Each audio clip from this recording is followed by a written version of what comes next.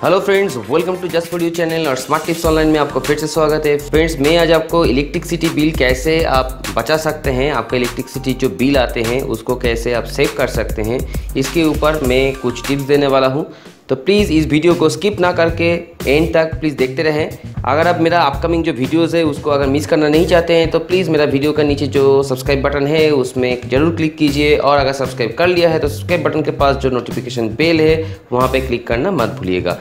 तो फ्रेंड्स, आप आपका इलेक्ट्रिसिटी बिल कैसे बचा सकते हैं। यहाँ पे फ्रेंड्स में मेरा घर का जो एसी है उसमें मैं आपको ट्रायल दिखा रहा हूँ। ये जो एसी है ये एसी डिजिटल इन्वर्टर का है, तो इन्वर्टर एसी है, इन्वर्टर टेक्नोलॉजी इसमें है और ये सैमसंग का है। और ये कोई प्रोमो वीडियो नहीं है, मैं फ्रेंड्स पहले ही बोल देता हूँ, क्योंकि ये पेड वीडियो सब लोग बोल सकते हैं कि इसको ये पेड वीडियो है, लेकिन ये कोई भी पेड वीडियो नहीं है। यहाँ पे सिर्फ मैं कुछ टिप्स देने वाला हूँ कैसे आप आपका इलेक्ट्रिसिटी बिल बचा सकते हैं। मैं एक्चुअली इलेक्ट्रिसिटी बिल कैसे बचा रहा हूँ यही मैं एक्सपीरियंस, मेरा जो एक्सपीरियंस हुआ है वही एक्सपीरियंस मैं आपके साथ शेयर कर रहा हूँ। तो फ्रेंड्स, मैं एक चीज़ बोल देता हूँ, जब भी आप आपका एसी ऑन करेंगे उसी टाइम देखिए फ्रेंड्स, यहाँ पे मैं एसी ऑन करता हूँ मेरा रिमोट से।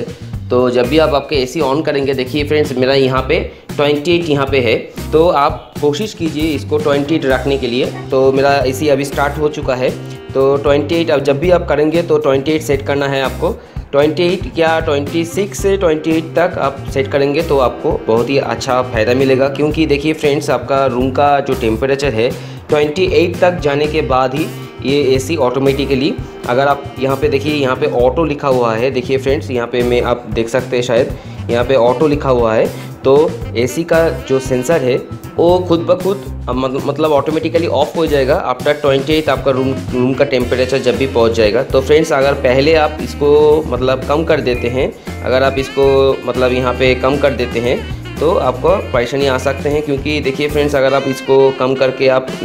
20 या 26 आप ऐसे कर देते हैं तो आपको परेशानी आ सकते हैं, क्योंकि आपका जो रूम का टेम्परेचर है वो आप जो सेट कर रहे हैं उस तक पहुंचने के बाद ही ऑटो कट हो जाएगा आपका एसी। ठीक है फ्रेंड्स, तो अगर आप आपका एसी को बहुत ही ज़्यादा टाइम चलाते हैं तो मैं ही रिकमेंड करूंगा कि आपका जो इलेक्ट्रिसिटी बिल है उसको अगर कंज्यूम करना चाहते हैं, उसको अगर सेव करना चाहते हैं, तो आपका एसी का जो स्टार्टिंग टाइम है, मतलब जब भी आप एसी स्टार्ट करेंगे उसी टाइम आप इसको 26 या 28 या 27 इसमें रखने का कोशिश कीजिए, तो आपके इलेक्ट्रिसिटी बिल बहुत ही ज़्यादा सेव होगा। फ्रेंड्स, मेरा जो दूसरा पॉइंट है वो है, जब भी आप कोई भी एसी खरीदने वाले हैं, मतलब अगर आप नया एसी खरीदने वाले हैं, तो प्लीज़ मैं रिकमेंड करूंगा कि आप 5 स्टार या आप जो इन्वर्टर एसी होते हैं, मतलब इन्वर्टर टेक्नोलॉजी का जो एसी होते हैं उसको खरीदने का कोशिश कीजिए। क्योंकि देखिए फ्रेंड्स, अगर आप इन्वर्टर टेक्नोलॉजी का एसी खरीदते हैं तो आपका पैसा बचत बहुत ही ज़्यादा होगा। और आप अगर कोशिश करते हैं कि 5 स्टार लेने के लिए, मतलब इन्वर्टर प्लस 5 स्टार अगर लेते हैं तो बहुत ही अच्छा है। और अभी तो डबल इन्वर्टर निकल गया है, तो डबल इन्वर्टर अगर खरीदेंगे, डबल इन्वर्टर टेक्नोलॉजी का जो एसी है उसको अगर खरीदते हैं तो आपका बहुत ही ज़्यादा आपका पावर कंज्यूम होगा और आपका बचत बहुत ही ज़्यादा होगा। फ्रेंड्स, और एक चीज़ मैं कहना चाहता हूँ कि आपका जो घर का जो स्क्वायर फीट है उसका हिसाब से ही आप आपका एसी खरीदें, क्योंकि फ्रेंड्स, अगर आपका घर का जो स्क्वायर फीट है वो ज़्यादा रहते हैं, कि आपका घर अगर बहुत ही बड़ा रहते हैं और आपका एसी अगर मतलब छोटा खरीदते हैं, मतलब 1 टन का एसी खरीदते हैं, जैसे कि सोचिए कि फ्रेंड्स, अगर आप 1.5 टन अगर एसी खरीदते हैं तो आपका मिनिमम आपका जो स्क्वायर फीट होगा 1000 स्क्वायर फीट अगर घर होगा तो बहुत ही अच्छा होगा। और अगर आप 2000 स्क्वायर फीट या उससे भी ज़्यादा अगर आपका घर है तो आपको उससे भी ज़्यादा आपका मतलब उसको एसी जो है उसका टन का हिसाब से आपको लेना पड़ेगा। तो ये आपको पहले आपको ध्यान में रखना चाहिए, उसके बाद ही आपको एसी खरीदना चाहिए। फ्रेंड्स, और एक चीज़ मैं कहना चाहता हूँ कि जब भी आप एसी आप चालू करेंगे तो एसी चालू होने के बाद आपका जो पुराना जो ओल्ड जो सीलिंग फैन है उसको यूज़ करना सीखिए, क्योंकि जब भी आपका एसी चलते हैं तो उसी टाइम आपका एसी का जो ब्लो है वो सिर्फ उनका ऊपर का हिस्से से आपका नीचे का हिस्से पे चलते हैं और एक जगह फिक्स रहते हैं उसका ब्लो। तो अगर आपका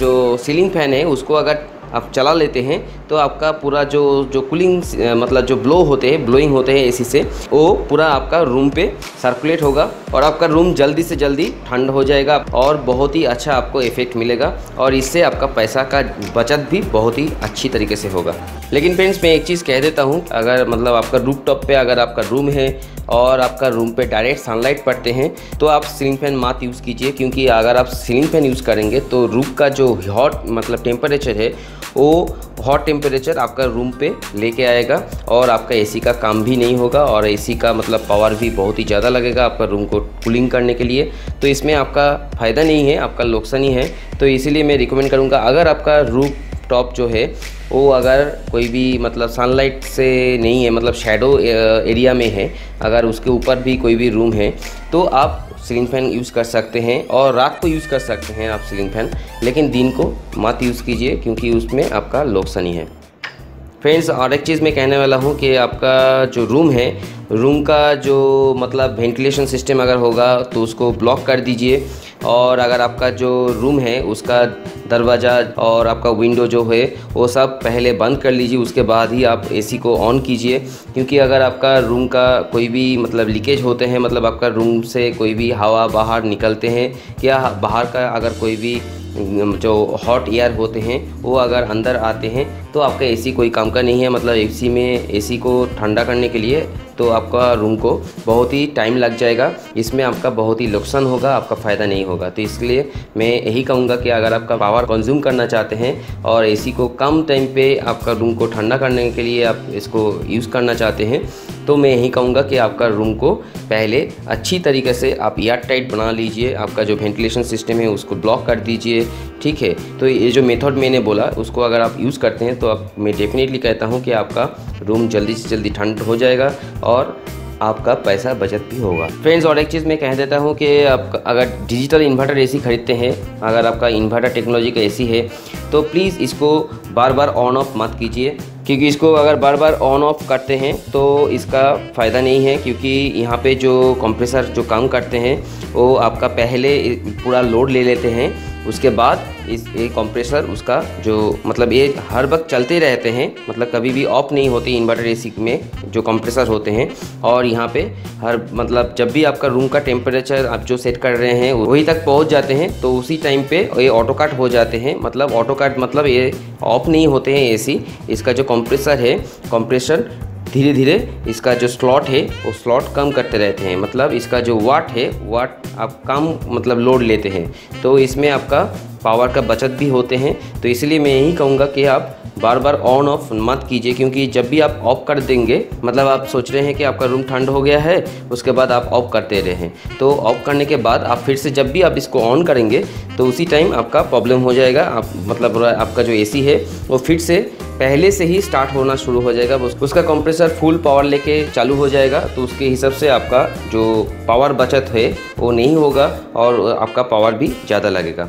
फ्रेंड्स, और एक चीज़ कहता हूँ, जब भी आप कोई भी एसी खरीदेंगे तो उसमें देख लेंगे कि उसमें आपका टाइमर सिस्टम है क्या, आपका उसमें ऑटो सिस्टम है क्या स्लीप मोड है क्या। अगर नहीं है तो आप उसको मत खरीदें, और अगर आपका एसी पे है तो उसको यूज़ कीजिए। क्योंकि देखिए फ्रेंड्स, जब भी आपका वहाँ पे जब भी टाइमर सेट करेंगे आपके एसी पे, तो यहाँ पे टाइमर सेट करने के बाद आपका एसी मतलब सोचिए कि आप 1 घंटा के 2 घंटा आप सेट कर लिया है, रात में जब भी आप सोने जा रहे हैं उस टाइम आप टाइमर सेट कर दिया है इसको, तो 1 घंटा 2 घंटे के बाद आपके एसी ऑटोमेटिकली बंद हो जाएगा, मतलब उसका जो कंप्रेसर है वो स्टॉप हो जाएगा, ठीक है। तो इसमें आपका पावर की बचत भी बहुत ही ज़्यादा होगा। फ्रेंड्स, मैं और एक चीज़ कहता हूँ कि जब भी आप एसी खरीदने वाले हैं, अगर नया एसी खरीदने जाते हैं तो उसी टाइम आप देखेंगे कि एसी का राइट साइड में देखेंगे एक स्टिकर है जहाँ पे 5 स्टार या 4 स्टार या 3 स्टार यहाँ पे दिखा रहा है कि या ये इन्वर्टर टेक्नोलॉजी है, तो यहाँ पे डिजिटल इन्वर्टर ऐसा कुछ लिखा रहा है,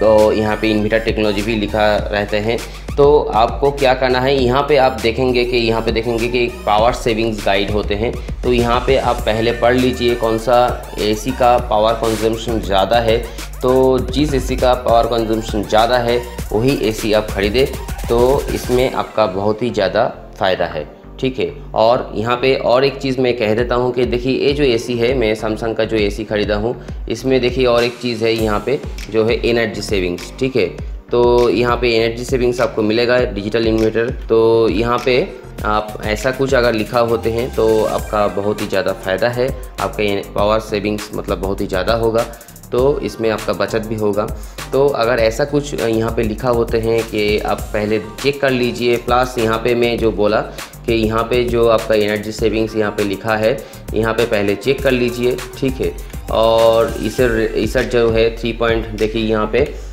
3.65 इसका रेटिंग है, ठीक है ये सर। तो यहाँ पे पहले चेक कर लीजिए उसको, उसके बाद ही आप इसको ख़रीदें। फ्रेंड्स, और एक चीज़ मैं कहना चाहता हूँ कि आपका जो एसी है, मतलब इंडोर जो सिस्टम है आपका, तो इंडोर सिस्टम का आप इसको पहले ओपन कीजिए और इसका अंदर जो आप एसी का जो फिल्टर है उसको पहले वॉश कर लीजिए। देखिए फ्रेंड्स, यहाँ पे देखिए, यहाँ पे ऊपर में जो फिल्टर सेक्शन है, यहाँ पे देखिए फिल्टर है, तो इसको आपको वॉश करना है, तो इसको वॉश ज़रूर कीजिए। और यहाँ पे देखिए, यहाँ पे भी आपका जो फिल्टर सेक्शन है, यहाँ पे जो ब्लोइंग होते हैं यहाँ से, तो इसको अगर ड्राई वॉश करेंगे तो बहुत ही अच्छा है। आप एक ड्राई वॉशर खरीद सकते हैं, मतलब जो विंड ब्लोअर है, तो आप उसको खरीद सकते हैं। उसको खरीदने के बाद आप इसको जस्ट इसके ऊपर मतलब ड्रैग कीजिए और वो हो जाएगा, आपका पूरा क्लीन हो जाएगा, ठीक है। तो आप ध्यान में रखना है आपको, यहाँ पे जो सेंसर है उसके ऊपर अगर चोट पहुँचते हैं तो आपका एसी ख़राब हो सकते हैं। तो इसके ऊपर अगर चोट नहीं पहुँचे तो बहुत ही अच्छा है। इसको आपको ध्यान में रख के आपको वॉश करना है। तो मैं रिकमेंड करूँगा कि आप वेंडर को कॉल कीजिए और वेंडर को कॉल करके उसके बाद ही आप इसको वॉश कीजिए, ठीक है। तो यही है मेरा आज का टिप्स। तो आशा करता हूँ ये वीडियो आपको अच्छा लगा। तो अगर आपको अच्छा लगा तो प्लीज़ एक लाइक कीजिए ज़रूर, और आपका फ्रेंड के साथ ज़रूर शेयर कीजिए इस वीडियो को। और अगर अभी तक मेरे चैनल को सब्सक्राइब नहीं किया तो प्लीज़ सब्सक्राइब मेरे चैनल। आज के लिए इतना ही, नेक्स्ट वीडियो पे आपका साथ फिर से मुलाकात होगा, तब तक के लिए गुड बाय।